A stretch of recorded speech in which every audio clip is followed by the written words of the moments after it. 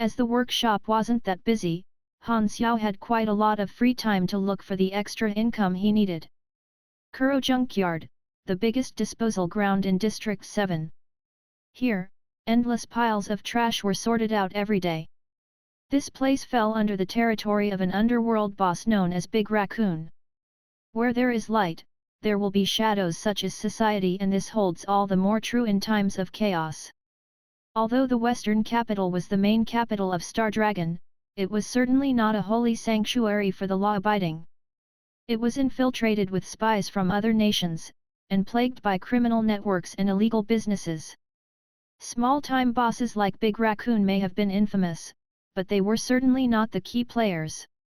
As Han Xiao entered the junkyard with a dust mask on, he was stopped by a few vicious-looking thugs. "Kid, you're in the wrong neighborhood." A bald, muscular thug blocked Han Xiao's path as he stared him down. To them, Han Xiao, with his small frame, looked like an easy target to bully. Han Xiao, unfazed, spoke. "I want to see Raccoon." The thugs instantly burst out in laughter. "We don't have time to play with you, kid. Run home to mummy, or I'll break your legs," threatened the bald thug. "Is that what Raccoon teaches his dogs to say?" "What did you say?" The bald thug was enraged. He began to grab Han Xiao by the collar. Han Xiao looked back at the thug calmly as he squeezed his wrist. The pain caused the thug to let go of his grip, and when he looked at his wrist, he found that there were already bruise marks on them. "Friend, which gang are you from?" The bald thug's expression had changed to one of caution. Suddenly, he paused to listen to his receiver and stepped away from Han Xiao's path, saying, "The boss wants to see you." Han Xiao followed the bald thug and was brought to a resting area inside the junkyard where a thin man sat cross-legged on a sofa as he enjoyed a glass of red wine. From his appearance alone it was hard to believe that this man was the infamous Raccoon who ruled the District 7 underworld.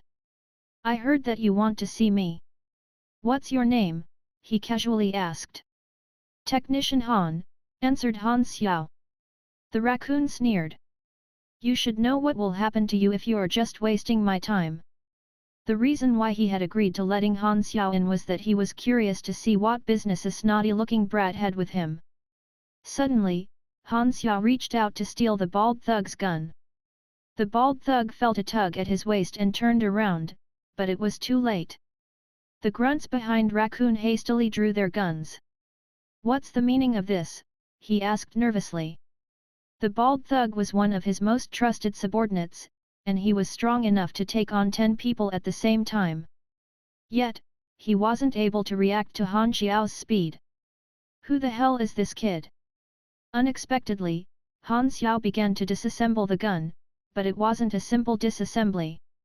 The gun unraveled almost instantaneously, as if Han Xiao were performing some kind of magic. The disassembled parts fell and scattered onto the floor. "Firearms are a sure profit. I can help you manufacture them in exchange for a little bit of compensation. This kid can make guns." Firearms were hot in demand in the black market. Using a gun and making a gun were two completely separate concepts. Mechanics who knew how to create guns were rare and highly esteemed. Even though Raccoon was the leader of a gang, they were just small-time hoodlums. To be able to find a mechanic willing to make guns for them was inconceivable, yet, here Han Xiao was. "This is my chance," thought Raccoon. "What arrangements do you have in mind?" "I will make a list of materials and parts for you to gather. Manufacturing and assembly will all be done by me. I'll come here to work for 2 hours every morning. I want $1,500 per gun, and freedom to take anything I want from this junkyard." Han Xiao had already thoroughly analyzed the German organization's guns. He was now able to easily make simple guns. "Since I'm providing the materials, $1,000, negotiated Raccoon. Han Xiao instantly turned around and began to walk away. This caused Raccoon to become flustered. He had only been trying to test out Han Xiao, and did not expect such a big reaction. Wait, we'll follow your charges," he hastily said. One handgun was worth $3,000 to $4,000 on the black market. Han Xiao's asking fee was still quite reasonable. Get a workbench ready, along with the materials. I will come from tomorrow onwards. I'll go check the junkyard out now. A skilled craftsman always retained the power to dictate his terms. Han Xiao knew full well his own value. Furthermore, his true strength and identity was a mystery to them. This gave him the complete upper hand. Han Xiao salvaged quite a number of parts from the junkyard before leaving. As he left, he noticed that someone was following him. Clearly, Raccoon was trying to find out more information about him. However, for Han Xiao, shaking him off the thug was an easy task. Division 13 will learn of my mechanic skills, thought Han Xiao to himself. The fact that he was working with Raccoon would definitely be found out by them. In any case, it was a way to demonstrate his abilities to them, plus he also needed the opportunity to craft machinery for experience. The reason he had chosen Raccoon was due to the junkyard's proximity. When he returned to the workshop, Liu Jian questioned his whereabouts. I went to the junkyard, said Han Xiao, pointing to the big bag of spare parts in his hand. The junkyard? That place is not safe. Don't go there in the future. Liu Jian wasn't really concerned with what Han Xiao did in his free time as long as his did his job right. In fact, she had a soft spot for people who did not demand high pay. Han Xiao put the spare parts aside and summoned the interface. He still had a lot of unused talent points, and he decided he would dump all of them into the 2 unlocked arms talents.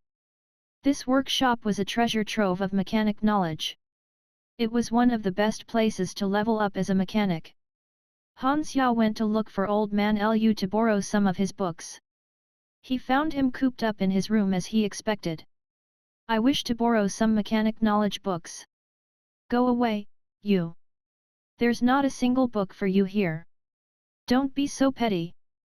Think of it as investing into a promising young man and nurturing him. It seems like you are more thick-skinned than me. However, I simply don't want to lend you my books. What can you do about it? What, indeed, could Han Xiao do about it? The following day, Liu Jian entered Old Man Lu's room with a spare key and stole some books for Han Xiao. Old Man Liu was infuriated. Why do I have such a disloyal granddaughter? Just you wait. I will make you leave this workshop. In Galaxy, each player's advancement mission was not always the same. Han Xiao's LV-20 advancement mission could be counted American Samoa one of the harder ones as advancement knowledge was extremely rare on beginner planets. In fact, his advancement difficulty was actually comparable to a LV-41. Most LV-20 characters were usually unable to find basic knowledge for even one talent tree. Some unlucky ones would not even have a main class. Since there wasn't any advancement knowledge in the workshop, Han Xiao could only learn more basic knowledge. However, Han Xiao was content with this. Finding knowledge books was a common problem for players. Some players weren't even able to learn all their classes' basic knowledge by LV-40 or even LV-50. Fortunately for Han Xiao, the workshop contained a complete set of basic mechanic knowledge, which more than gave him a head start. It was an expressway to the finish line. Intergalactic Contact Law, 7th edition.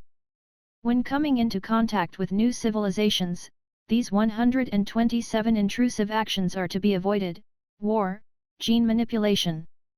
This was why planet Aquamarine had not been given any cutting-edge technology.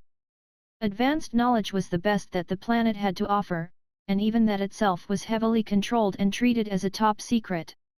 Add 1 talent point into basic weaponry? Yes/no. Add 1 talent point into basic material composition?